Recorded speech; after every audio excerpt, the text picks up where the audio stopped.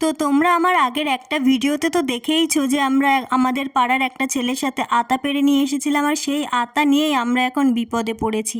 আতা কিভাবে খায়? বিপদ বললাম তার একটা কারণ হচ্ছে এই যে আতাটা আমরা নিয়ে এসেছি, কিন্তু এই আতাটা যে কিভাবে খাবো বা কিভাবে ভাঙবো সেটাই আমরা বুঝতে পারছিলাম না, তাই একটু ইউটিউবে সার্চ করে দেখে নিলাম। এখন তোমাদের মধ্যে অনেকেই আমাকে কমেন্ট করে বলবে যে এটা আবার না জানার কী আছে, তো তাদেরকে বলছি যে হ্যাঁ, আমরা সত্যিই জানতাম না। তার কারণ হচ্ছে আমরা অনেক ছোটোবেলায় একবার আতা খেয়েছিলাম, তখন হয়তো মা বা কেউ ভেঙে দিয়েছিল, আর এখন আমাদের সেটা মনেও নেই। তো এই মুহূর্তে আমাদের একমাত্র মুশকিল আসান ছিল হচ্ছে ইউটিউব, আর সেটাই আমাদের কাজে লেগে গেছে। তো এবার আমি একটু সাংবাদিক হয়ে সবাইকে দিয়ে নিজের প্রশংসা করিয়ে নিচ্ছিলাম। আপনি অনেক ভালো মানুষ, থ্যাংক ইউ। ভালো ব্লগার।